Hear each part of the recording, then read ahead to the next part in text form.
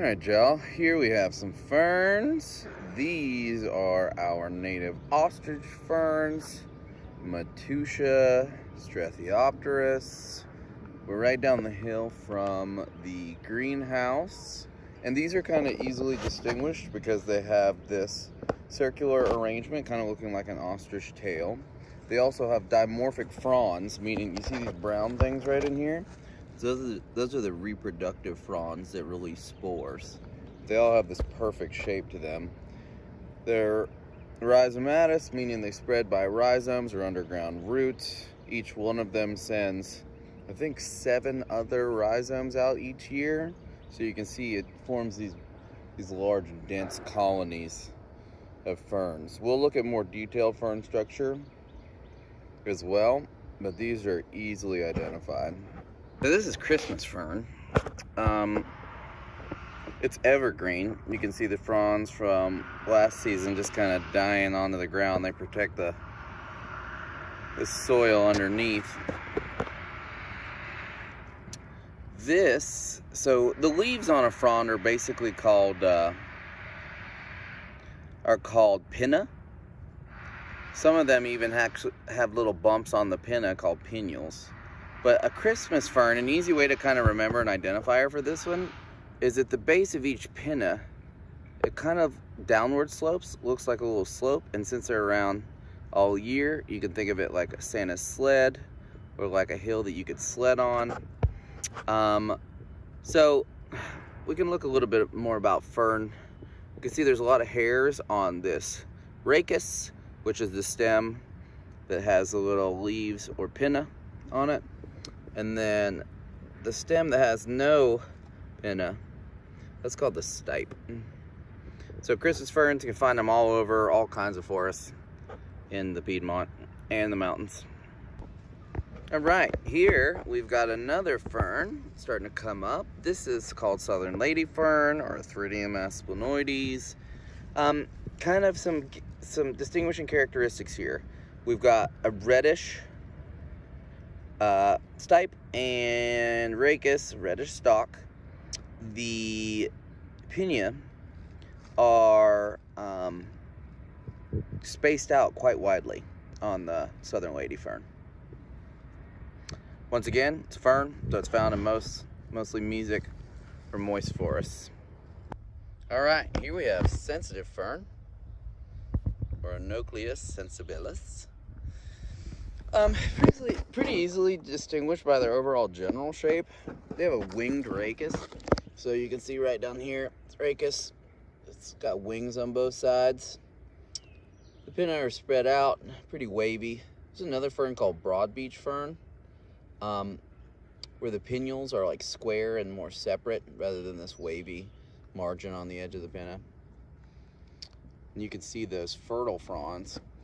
These are what you would see in cinnamon ferns later in the year, but they'd be giant in the center of them and have this cinnamon color to them, hence their name. Cinnamon ferns, sensitive ferns, ancient genera. I mean, 50, 60 million years they've been around. Typically you find sensitive ferns in like super wet, boggy type environments. I'm gonna show you some more bog-like plants here in a little bit. All right, so if you can see behind me, we have another type of fern. This is called bracken fern. So a bracken fern has a very easily distinguishable shape in general. Super lightweight spores, global distribution. It's kind of an invasive. It's basically naturalized everywhere, but it's known to decrease biodiversity because it spreads kind of viciously. But Pteridinium aquilinum, common bracken or bracken fern.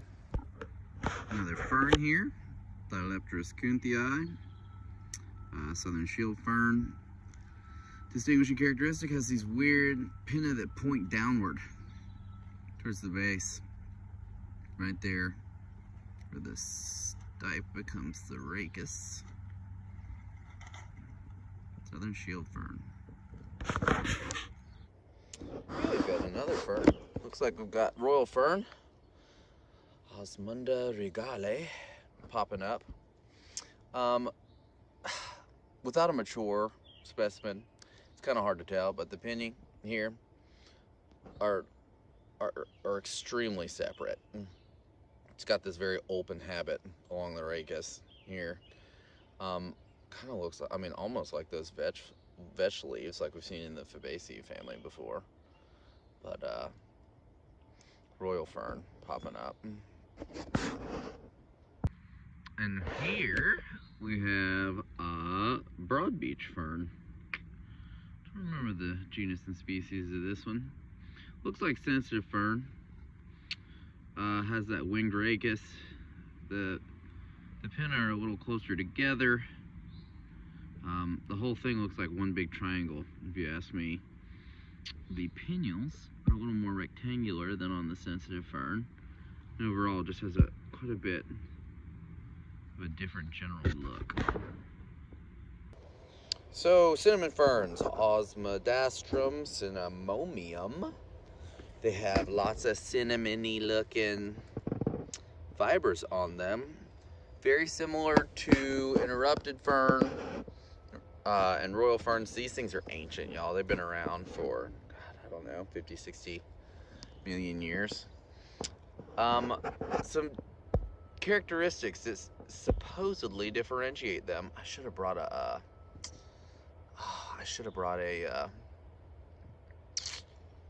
magnifying glass. So right here, where the pinna attached to the rachis.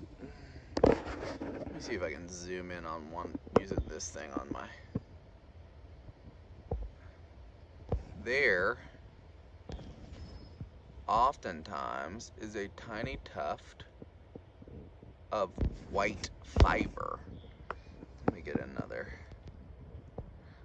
Usually you need your magnifying glass to check it out though. So unless you're walking around with a magnifying glass, you might not be able to see it, especially in and amongst all the other hairs. Dimorphic fronds usually form in the middle of this bad boy. Early on, they look like giant cinnamon sticks, kind of.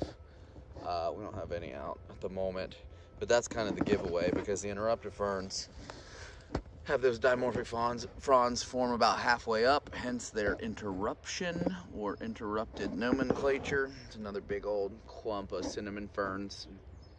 Huge. Also helps differentiate, but within the cinnamon ferns and interrupted ferns, if you don't have the dimorphic ferns, it's hard to tell.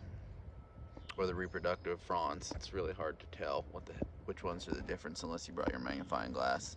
You'll see that little white tuft of hair, oftentimes, where the pinna attaches to the rachis.